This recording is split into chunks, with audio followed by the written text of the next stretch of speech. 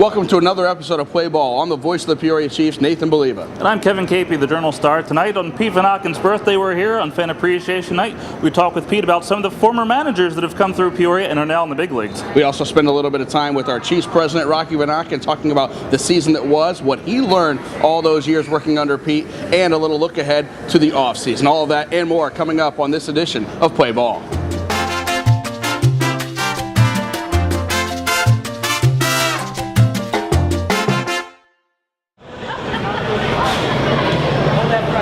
We're here on the last home game at O'Brien Field for the regular season Fan Appreciation Night. I'm with Chiefs President Rocky Vonachen. And Rocky, every year it comes down to a last game, and you never know if you're going to make the playoffs or not. The last home game is always about the fans. A big thank you to them out here. It's all about the fans. If the fans don't come out to the ball game, we're not here. So this is a big thank you for them for coming out all year long, cheering on the team and having some fun out here. And that's what we do. That's what we work so hard for. Pete's always been all about the fans, giving out the balls to little kids.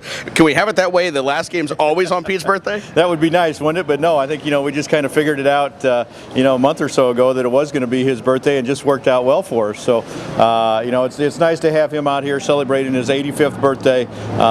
He enjoys being out here with the fans, so there's no better way to celebrate it than at the ballpark. Just watching him be around the ballpark and having so much fun, does that kind of inspire you to watching him have so much fun to kind of laugh and bring out the kid in you? That's his thing. He likes to have fun with the fans, and it's what kept him going the last 5, 6, 7 years, and just being down here every day. And he wouldn't miss it for the world. I'm always watching, and learning from him, and like I have for a long time.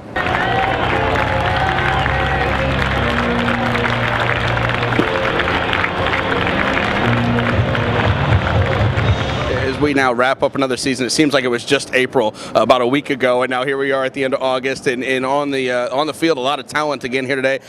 This year, a lot of rehabs and some Cubs of the future, and we've really started to see some of that here this year with all the former Chiefs getting called up. It's been a lot of fun to watch, hasn't it? It has been a lot of fun to watch, and it takes a little while for the guys to work their way through the system, but you're right, 5, 6, 7 guys, that have played here in Peoria. It's fun to see them finally in Chicago. Over the past few years, we've seen them down in St. Louis from our Cardinal affiliation, but it's finally nice to see some of these guys getting up there playing with the Chicago Cubs, and hopefully next year we'll see some more, and there's probably a few guys on this team in a few years that'll be there as well. If we don't make the playoffs, we're going to come in and we're going to clean up the facility a little bit and get it ready for the winter, but then we'll take a week off to let everybody kind of just relax a little bit and have some fun themselves, because it gets to be a long summer. But then as soon as we get back mid-September, we're planning for next year. We've already done a little bit of that already, but we'll start meeting as a whole with the staff, start renewing season tickets, start planning our promotional schedule and what we want to do. So we'll get on it right away when we get back. And fans throughout the offseason can follow us all over the internet.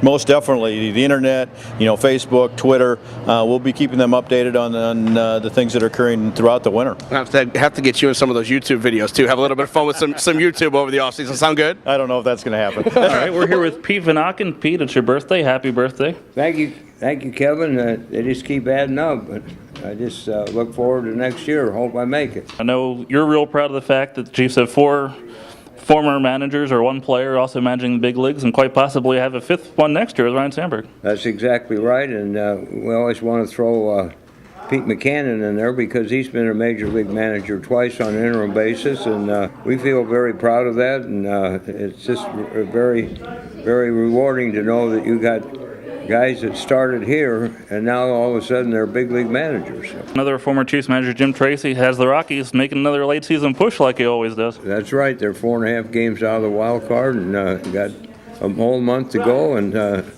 Tracy seems to get the best out of the guys. And when the heat's on, when you have to do things, Trace he rallies the troops, and they get the job done. One of his teams here wasn't exactly the most talented, as you like to tell me, but he got the most out of them. Well, we were 13 games below 500 and really having a lousy season. And Trey says, I'm going to get this team to play 500. We're going to get this team to play. I said, Trace, there's no way, not with these guys. He said, you watch. The last day of the season, they hit 5. They won, and they finished at 500, and you think those kids had just won the league championship because Trace had beaten in their head. Let's have some credibility. Let's get to 500. And he got them. He got them in there. And That's what kind of motivator he is. Jim Tracy is the only guy that's ever thrown me out of his office. So Trace could motivate. He motivated me right out of there. I'm afraid to ask because I know some of the stories you tell aren't exactly fit for even the internet, but what was Jim like as a person? I mean, you see the fiery personality. Oh, great guy. Very, very, very big heart. Do anything for you. But, that's the year we were having a bad year, and we just didn't have any players. We didn't have anybody, and I've been after Gordon Goldsberry. Gordy, you got to send somebody down here. We're getting killed every night. They said, I'm going to have to start paying people to come to the ballpark.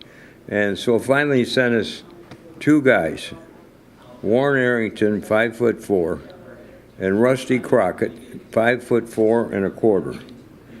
And so I go storming into Jim's office, and I said, look, they raided the carnival. They're sending us midgets now.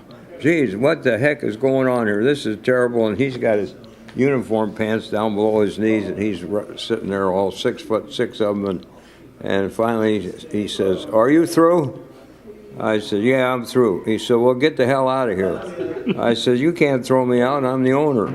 He says, you're going to be a dead owner if you don't get out of here. I said, okay, I'll leave. But that's Trace. We had a lot of fun together. In this year's team, certainly a lot of guys. Hawk Julie at shortstop. I mean, you've been around the Midwest League a long time. Very few players I've seen come through, and I'm sure it might be the same way, gets to some of the defensive plays that he gets, the balls that players just don't get to. Kevin, I don't think there's any doubt that Lee could play in the big leagues defensively today. He'd have to learn, obviously, by experience to hit big league pitching. But, hey, you won't see big league shortstops make any better plays than he makes. And he's got the quickest release of any infielder I've ever seen. When he comes up with that ball, it just takes off. And he's definitely a prospect. And Cubs got a problem. They're going to have to move one of those guys to second base if they're going to keep Castro and Lee. Well, Pete, we know it's your big day, so you have a lot of places to go. We thank you for taking a couple of minutes this week on Play Ball. My pleasure. My pleasure. Thank you, Kevin. Thank you for everything you do for us, too. Appreciate it. Thank you, Pete.